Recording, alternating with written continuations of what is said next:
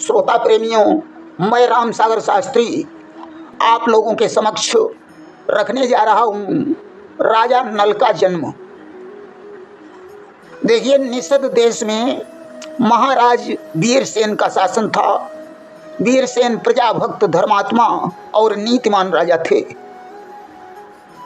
कि निषद देश के भूप थे वीरसेन महाराज, प्रजाभक्त धर्मात्मा नीतिमान सरताज। राजा वीरसेन की 101 रानियां थीं, परंतु सभी रानियों की गोद खाली थी। सारा सुखसाज होते हुए भी कुल की कीर्ति को बढ़ाने वाला कोई नहीं था। अतः महाराज को यह चिंता दिनों दिन खाए जा रही थी कि इतना होने पर भी न कोई कुल कीर्ति बढ़ाने वाला था। इस चिंता ने उस राजा का जर्जरित हृदय कर डाला था। 101 रानियों में रानी मंझा पटरानी थी, जो मनक्रम वचन से अपने पति की सेवा किया करती थी। पुत्र की चिंता सबसे ज्यादा उसी को सता रही है।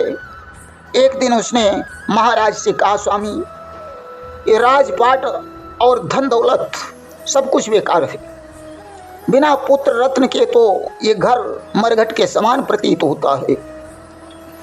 ये राजपाट धन धाम काम सारे बेकाम दिखाते हैं। एक पुत्र रत्न के बिना नाथ ये रत्न न शोभा पाते हैं।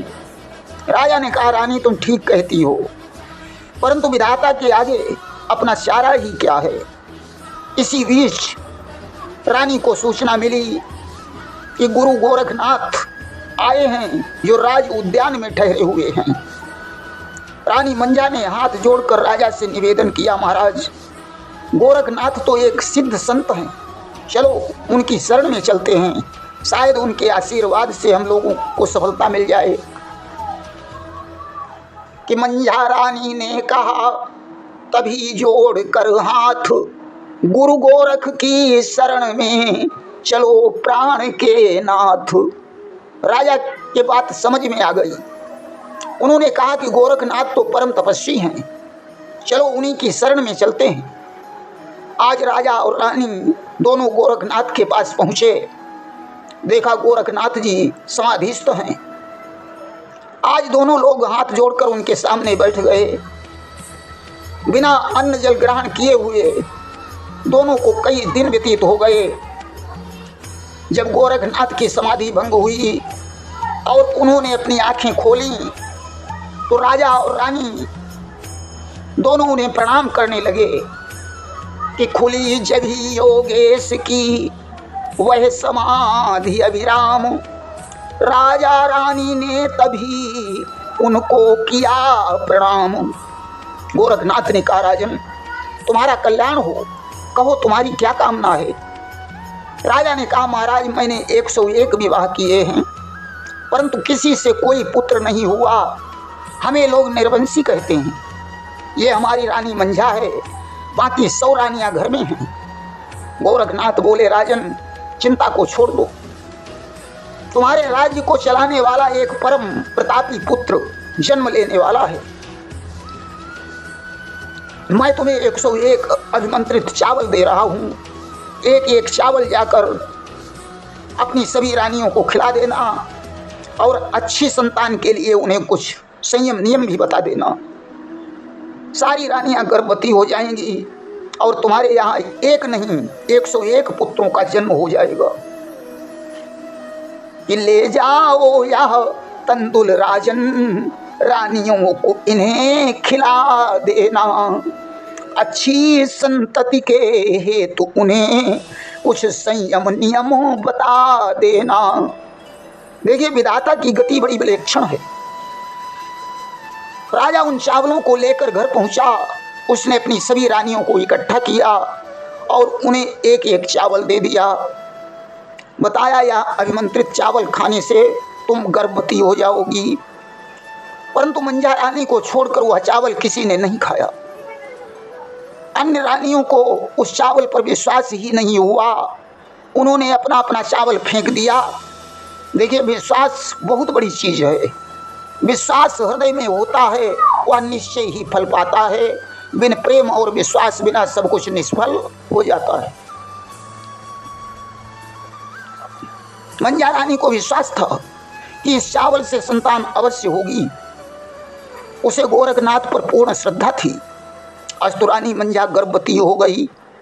अब तो उसकी सौतों के हृदय में डाह उत्पन्न हो गया कि अगर मंजा के पुत्र हो गया तो हम सबकी नाकदरी हो जाएगी।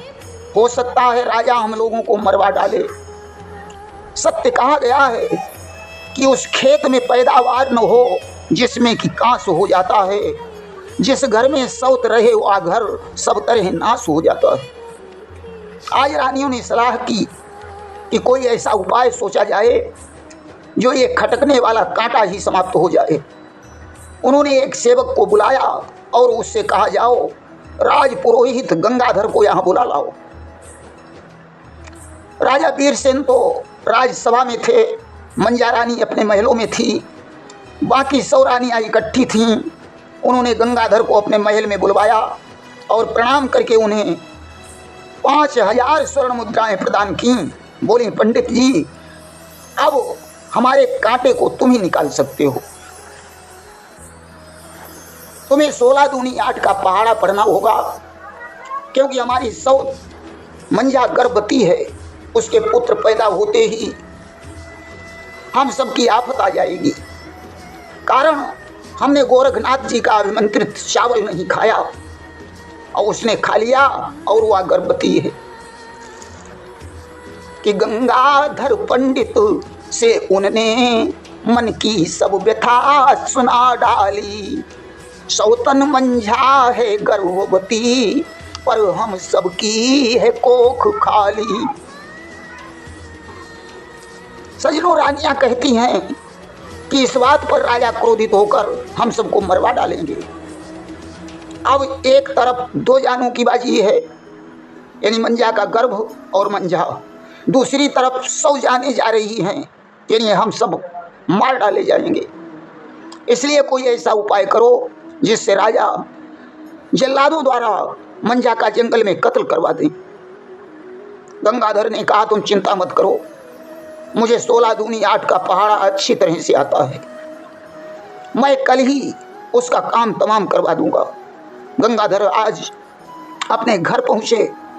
पत्नी के हाथों में उन्होंने 5000 स्वर्ण मुद्राएं रखी और कहा, प्रिय, ये रानी मंजा को मरवाने के लिए रिश्वत मुझे अन्य रानियों ने दी है।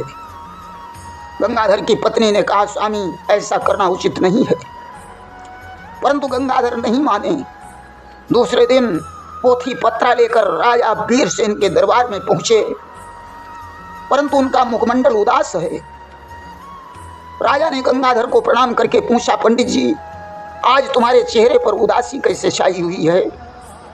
गंगाधर ने कहा, राजन, तुम कितने भोले हो। तुम्हारा खेत गधों ने चर लिया और तुम्हें ज्ञान ही नहीं हो रहा है। मुझे आज ज्योतिष से पता चला कि राजन, अतिशीघ्र तुम्हारा विनाश होने वाला है। तुम्हारे घर में जारज संतान का जन्म होते ही सारा राजपाट नष्ट हो जाएगा। कि गंगाधर बोले, भूप सुनो, अनहोनी होने वाली है। मंजा ही क्यों है गर्भवती, जब कोख सभी की खाली है। तुमने तो सभी रानियों को चावल खिलाया था, परंतु वे सब गर्भवती क्यों नहीं हुई? अकेली मंजा ही क्यों गर्भवती है? जरा विचार करो राजन, उस चावल में कोई करामात नहीं थी, परंतु तुम्हारी रानी मंजा ने व्यभिचार किया है, जिससे वो गर्भवती है। उसकी कोख से ज्यों संतान का जन्म होगा त्यों ही तुम्हारा विनाश हो जाएगा। राजा की बात समझ में आ गई। बोले, पंडित जी, तुम सत्य कहते हो। अब मुझे क्या करना चाहिए? गंगाधर ने कहा, अब जल्लादों को बुलवाकर मंजा का जंगल में कत्ल करवा दो। एक रानी मर जाएगी तो क्या हर्ज है, तुम्हारी तो 100 रानियां फिर भी बनी रहेंगी। आज राजा ने मंजा को दरबार में बुलवाया। रानी बड़ी पतिव्रता थी, उसने दरबार में आकर राजा के चरणों में प्रणाम किया और कहने लगी, कहिए स्वामी, आज मुझे दरबार में क्यों बुलवाया है? राजा ने कहा, दुष्टा, तू व्यभिचारिणी है, अब इस व्यभिचार की सजा मौत के अतिरिक्त तो कुछ भी नहीं हो सकती है। रानी ने कहा, स्वामी कैसी बातें कर रहे हो? अरे गोरखनाथ की कृपा से मैं गर्भवती हुई हूँ। राजा ने कहा, तो और रानियां गर्भवती क्यों नहीं हुई? रानी बोली, नाथ, ये तो भगवान की इच्छा है। परंतु राजा के ऊपर तो गंगाधर का रंग चढ़ा हुआ था। उन्होंने 4 जल्लादों को बुलवाया और कहा, इस चांडालिनी को ले जाकर जंगल में कत्ल कर दो और इसकी दोनों आंखें निकाल कर मेरे पास ले आओ। आज जल्लाद रानी को लेकर चल देते हैं। एक सघन जंगल में पहुंचे। उन जल्लादों में एक चिंतामणि नाम का जल्लाद था। उसे रानी पर दया आ गई। उसने विचार किया कि अगर मैं रानी को मारता हूं तो इसके पेट में पल रहा बच्चा भी मर जाएगा। उसने रानी को एक हींस वृक्ष के पास छोड़ दिया और एक हिरण को मारकर उसकी आंखें निकाल लीं तथा खून से डूबी हुई तलवार लेकर दरबार में पहुंचा। उसने कहा, महाराज, आपकी आज्ञा का पालन हुआ, मैंने रानी मंझा को मार दिया। ये उसकी दोनों आंखें हैं। राजा ने आंखों को पैरों से कुचल दिया। अब तो बाकी रानियां बड़ी प्रसन्न हैं, परंतु सत्य कहा गया है कि जाको राखे साइयां, मार सके ना कोई, बाल न बांका कर सके चह जग बहरी होय। जिसकी रक्षा भगवान कर रहा हो उसे भला कौन मार सकता है? देखिए, इधर तो सभी रानियां बड़ी प्रसन्न हैं और उधर रानी मंझा हींस वृक्ष के नीचे रह रही है। मंझा गर्भवती है, वह पत्ते ही खाती है और पत्ते ही बिछाती है। धीरे धीरे गर्भ के 9 मास व्यतीत हो गए। प्रसव का समय आ गया। मंझा के उदर में प्रसव की पीड़ा होने लगी, परंतु भगवान के अलावा जंगल में उसका कोई नहीं है। कि 9 मास व्यतीत हुए यूं ही और प्रसव काल नियर आया है। मंझा के पीर लगी उठने, जगदीश्वर की क्या माया है। रानी मंझा देवी की परम भक्ता थी। आज देवी माता एक बुढ़िया का रूप बनाकर उसके पास पहुंच गईं। उन्होंने मंझा से कहा, बेटी, तुम्हें घबराने की जरूरत नहीं है, मैं इसी वन में निवास करती हूँ, तुम्हारा प्रसव आराम से हो जाएगा। आज उस बुढ़िया ने प्रसव करवाया। मंझा ने एक तेजस्वी सुंदर बालक को जन्म दिया। प्रसव कराने के बाद देवी तो अंतर्ध्यान हो गई। इधर बच्चा जोर जोर से रोने लगा। वह भूखा था, परंतु मंझा के स्तनों में दूध नहीं था जो वो अपने बच्चे को पिला सके। आज तो उस बच्चे का रुदन सुनकर एक सिंघनी मंझा के पास पहुंच गई, जिसे देखकर मंझा भयभीत हो गई। उसने सोचा, कहीं ये सिंघनी मेरे बच्चे को न खा जाए। परंतु सिंघनी ने कहा, नहीं बहन, तुम्हें डरने की जरूरत नहीं है, तुम्हारा बच्चा शायद भूखा है, मालूम पड़ता है तुम्हारे स्तनों में दूध नहीं है। मंझा ने सिंघनी से कहा, हाँ बहन, मेरे स्तनों में दूध नहीं है, इसलिए मेरा बच्चा भूखा है। सिंघनी बोली, मैंने इसी वन में थोड़ी दूरी पर 2 बच्चों को जन्म दिया है, मेरे स्तनों में पर्याप्त दूध है, मैं तुम्हारे बच्चे को दूध पिलाती रहूंगी। सजनों, 7 दिनों तक उस सिंघनी ने उस बच्चे को अपना दूध पिलाया और मंझा से कहने लगी कि बहन, इस बच्चे ने मेरा दूध पिया है, इसलिए ये बहुत शक्तिशाली होगा, इसको युद्ध में देव दानव और मनुष्य कोई नहीं जीत पाएगा। कि मेरा है इसने क्षीर पिया, यह परम वीर कहलाएगा, दानव मनुष्य देवता कोई इससे न जीतने पाएगा।